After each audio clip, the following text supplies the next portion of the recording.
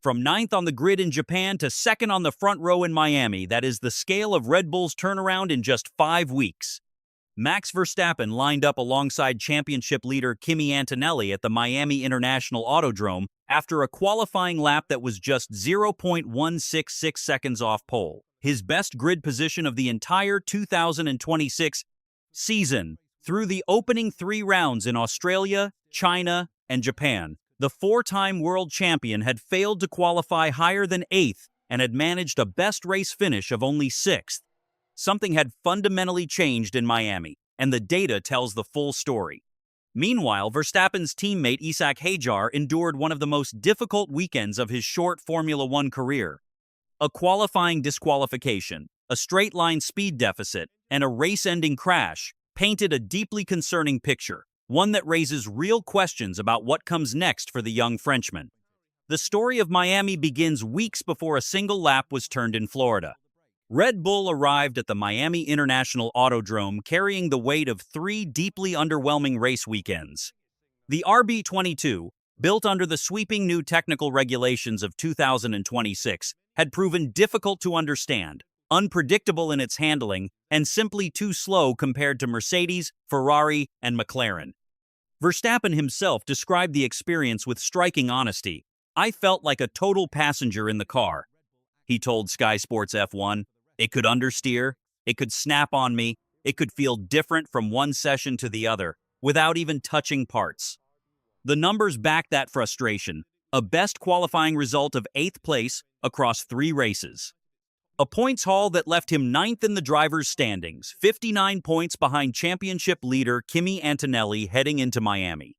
For a 4-time world champion who dominated large stretches of the previous 3 seasons, this was an alarming position to be in. The enforced 5-week gap caused by the cancellation of the Bahrain and Saudi Arabian Grands Prix gave Red Bull something invaluable: time to understand the car, develop solutions, and build an upgrade package significant enough to change the trajectory of their season. Red Bull did not arrive in Miami with minor tweaks. They arrived with a fundamentally different car. The headline technical element was an extreme interpretation of the rotating rear wing concept, a development first pioneered on the 2026 Ferrari, adapted and refined by Red Bull's engineering team in Milton Keynes. As confirmed by Formula1.com race analysis, this was among the most significant upgrade packages brought to the Miami event by any team on the grid. Verstappen described the transformation as completely crazy to consider, given how the car had felt just weeks earlier. "Before, nothing really worked," he explained. "We're still not where we want to be in terms of understanding everything, but most of it, the car, just feels a lot more together. I can finally drive how I want to drive, also with just my steering inputs, and that helps a lot." Crucially, the progress was not limited to raw pace. Red Bull team principal Laurent Mekies confirmed that energy management under the 2026 hybrid regulations had also improved, a factor Verstappen acknowledged himself, noting that as a new power unit manufacturer under these regulations, our learning curve is probably a little bit steeper compared to more established suppliers.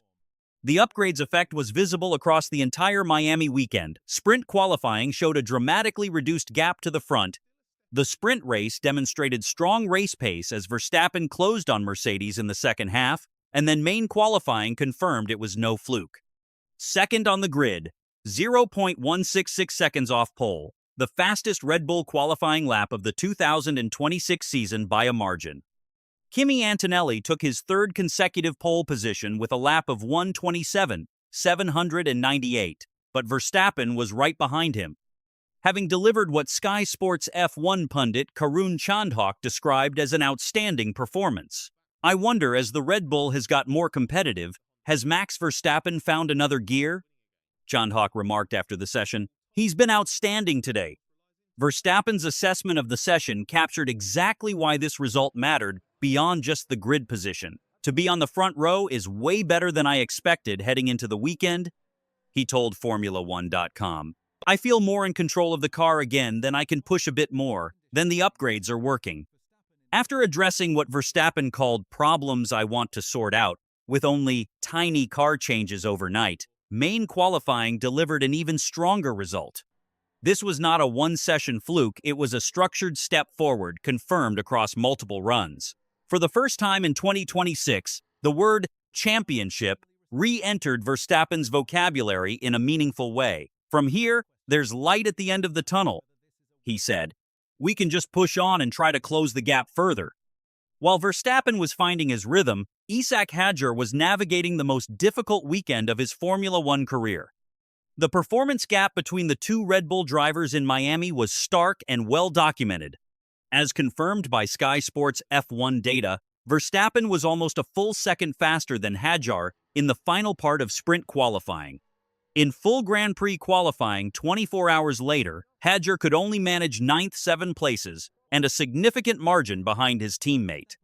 Red Bull team principal Laurent Mekies provided important context in the post-race press conference, acknowledging that the team's own errors had compounded Hadjar's difficulties.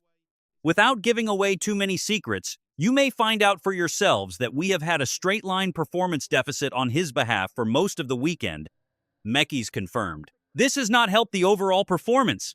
Then came the disqualification. A technical infringement on Hadjar's car was found by FIA scrutineers, demoting him to the back of the grid before the race had even begun. Mekies openly accepted responsibility. We didn't help him either, by sending him from the back of the grid after our mistake with the legality of the car. In the race, starting from last, Hadjar attempted to make aggressive early moves and paid the price. He clipped a barrier, breaking his front suspension, and was launched into the wall. I was too eager and too excited about making those moves and just ruined myself, he told Sky Sports F1. There was no point trying to flirt with the limit in this corner, so I'm really P*Z off. Despite the difficult optics, Mekies offered Hadjar backing. I think in terms of driving and rhythms, he slowly got into the right rhythm. He would have been strong in the race. Hence, I don't think we are worried. The Miami Grand Prix itself delivered exactly the drama that the build-up had promised. The race was moved forward 3 hours from its original start time due to heavy storm forecasts, and even with that adjustment, the opening laps were immediately chaotic. Verstappen, starting second, suffered a lockup into Turn 1, made contact with Charles Leclerc, and spun 360 degrees across the track. Remarkably, he avoided further contact and rejoined, but his race had been set back significantly. By lap 3, Verstappen was 9th. From there, he executed a controlled recovery drive through the field, climbing back into the top 5 before pitting under the safety car on lap 7 for hard tires. A post-race 5-second penalty for crossing the pit exit white line was applied, but it did not ultimately change his finishing position. The final classification, as confirmed by official FIA results: Kimi Antonelli first for Mercedes, Lando Norris second at plus 3.264 seconds, Oscar Piastri third, George Russell fourth, and Max Verstappen fifth at plus 48.949 seconds after Leclerc's 2-0 second penalty for track limits violations on the final lap. Antonelli's victory was historic. As Formula1.com confirmed, he became the first driver in history to convert each of his first 3 consecutive pole positions into race victories, joining Ayrton Senna and Michael Schumacher as the only drivers to claim the first 3 poles of their career succession, then surpassing both by converting every one of them into wins. The 2026 Miami Grand Prix told 2 very different stories inside the same garage. For Verstappen, Miami was proof that the RB22 is capable of fighting at the front, that the upgrade package delivered, that the understanding is improving, and that a genuine championship challenge remains possible, even from 9th in the standings, with 59 points to recover. The framework for a comeback is now in place. For Hadjar, the weekend revealed how unforgiving life at Red Bull can be. A power deficit not of his making, a disqualification caused by the team's own technical error, and a race retirement that cost him points he needed, all of it arriving precisely as his teammates surged forward. History shows that the drivers who share a garage with Verstappen face extraordinary pressure, and Miami crystallized exactly why.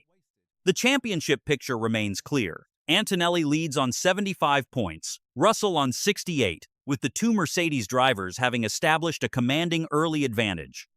What Miami confirmed is that the fight behind them is intensifying, and Red Bull, at least in Verstappen's hands, is now part of that conversation.